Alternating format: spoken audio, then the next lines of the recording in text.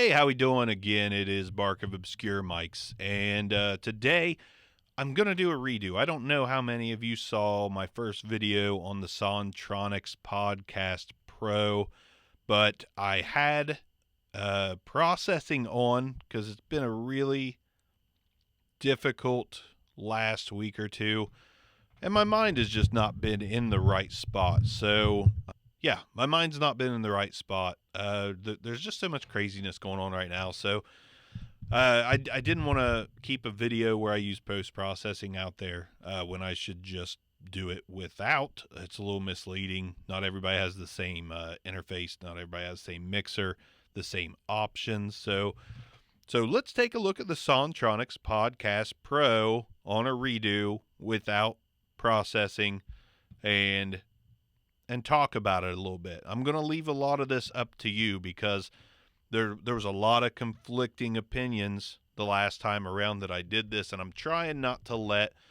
any other reviews sway me one way or the other. So, Podcast Pro from Sontronics in the United States, it runs $150.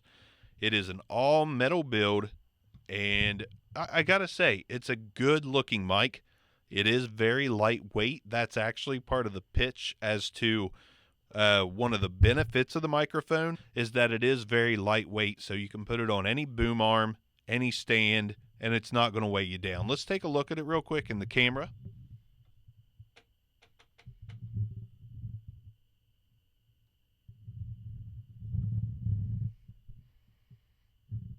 It's a very, very basic design. No switches, no fancy stuff going on here. Although I will say the grill is very, I give it the fancy thumbs up. Really shiny chrome mesh in there. And the end, it's an end address mic. The end of it, you've got a nice black, almost sewer grate style grill over it. I thought it might help a lot with plosives or maybe sibilants. And Peter Piper picked a patch of pickled pineapple pizza. It's not terrible with plosives, so that grill might help a little bit. And I don't think it's terrible with sibilants. Sibilants. I think my S's end pretty quickly. Sibilants. Peter Piper picked a patch of pickled pineapple sibilants. Okay. So, again, $150. I will also add that Sontronics did send me this microphone to test out, to see how I liked it, to see how you guys would like it on the channel. And I do appreciate them for that, definitely. So, it's always good to not have to buy mics over and over and over and try to resell them. I am not a rich man. I cannot buy them and keep them all. The channel is not... The growth has been great, and I'm not about subscriber count. I mean, I just want to help you guys find a mic that will sound good on your voice, and I can only buy so much. Usually I have to sell them to get in more so you guys can hear some more mics, but the Podcast Pro, let's go ahead and do a little off-axis rejection. I'm going to spin the mic around to 90 degrees. Cuts off immediately. Spin it around to 180 degrees.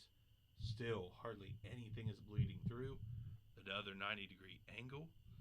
I'm going to spin it back around to the front of the microphone. Sorry for the handling noise and the thuds of the table. Okay, so my thoughts about this microphone, I'm going to leave most of it up to interpretation, but the pros, I believe the off-axis rejection is excellent, which is something I really use. I need to use in this studio. It's soundproofed pretty well, but I'm always worried about echo and bleed through. So this mic definitely does the job there. If I want to have all three of my dudes in here, three including me, I don't want that bleed through to come in. So big props there. The off-axis rejection is excellent on this thing. The plosives are pretty solid too. If you use it at a 30-degree angle and talk at it like this and say Peter Piper picked a patch of pickled pineapple pizza, you're good. You're not going to get any plosives in this thing. A little bit of a 30-degree angle there, and you're golden on most microphones, honestly. I think the proximity effect is nice and smooth, and it doesn't get too bassy or boomy. It sounds really nice.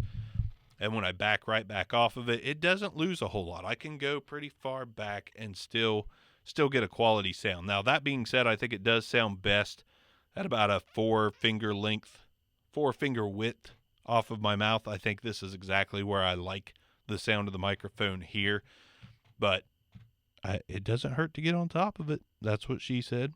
Podcast Pro, I think at the price point of $150, there's a lot of things to love about the mic.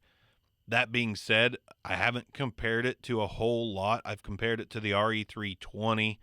I thought that it held its own against it, but ultimately the 320 has a little more presence.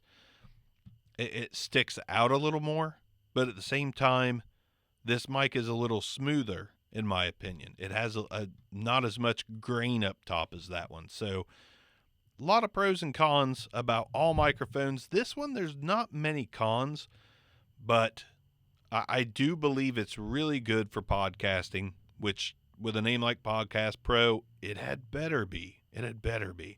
So as far as music goes, miking up guitar cabs, stuff like that, I have not tested it on that yet, but that's not what this channel is about. It's not really a music creation channel. It's more about voice, presentation, podcasting, voiceover, those kind of things. So for the voice, I've definitely heard a lot worse at the price point, and I think it's a solid mic. I don't think it fits me, so to speak, as much as I want, but I'm very particular. I want to hear myself a certain way, and to be honest, all the mics I've ever used, there's only a few that I've really liked my voice on, and sadly those are condensers. But as a podcaster, I don't like to use condensers in the studio, and I actually probably never will. Just not my thing. I like to use a dynamic with great off-axis noise rejection, and this thing fits the bill there. So let's go ahead, and even though I did this on the last one, I do want to throw some processing on it to see what it sounds like. Okay, this is compression, de-esser, just a little bit of processing. It definitely makes the mic more present. It definitely has a more out there sound, like it's cutting through anything else that I hear with compression and de-esser on. I don't think I need to put a big bottom on this with my Rodecaster Pro. I think the low end response is pretty good. You know what? Let's find out. Okay, so you add a little more bottom on it, get it a little more bassy, and this is what it sounds like. And actually, the smoothness of this mic responds really well to that Aphex big bottom. I actually kind of like that quite a bit. So with a big bottom on it, it sounds pretty solid. Let's turn a oral exciter on with a big bottom just to see if it really adds some clarity, even though it's pretty clear to begin with. All right, so I've got big bottom and oral exciter both engaged, and that's just a little bit too much processing in my opinion. It's getting a little grainy up top. The bottom sounds kind of weird with it, so I'm going to turn that back off and just go right back to the big bottom. I think this is the best sound I've gotten out of it as far as my Rodecaster Pro goes. Let's turn processing off. All right, processing is off, and it still sounds pretty smooth, sounds pretty solid. Again, from my voice, not exactly what I'm looking for. But here's the great thing about podcasting. Even though I don't hear it a certain way, you have 3 of these, you do a podcast, most people are going to think that sounds pretty good.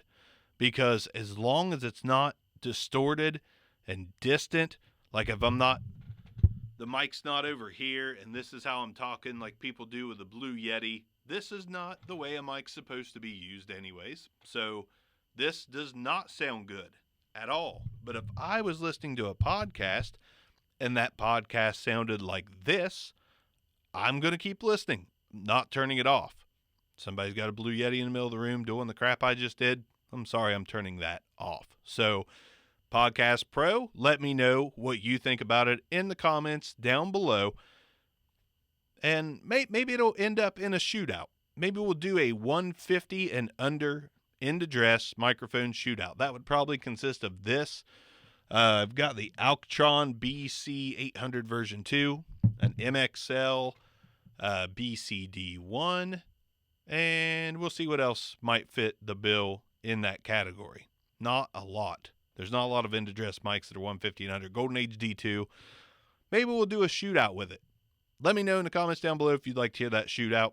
Podcast Pro is out. Bark is out. Everybody, seriously, please stay safe.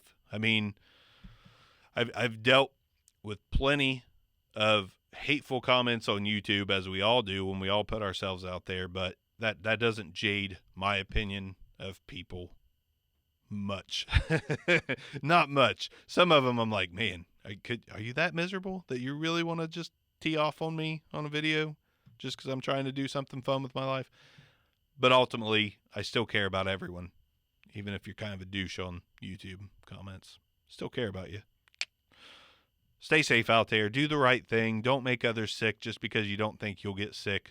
Just be safe. Let's get through this, make more mic videos, make more content, and find like-minded people like I have with Bronson, Chris Chandler of Gut Punch. Let's find each other, converse, make our lives better. Connection, man. That's what it's all about. Podcast Pros out, Barks out, Secure Mike's out. Take care of yourself.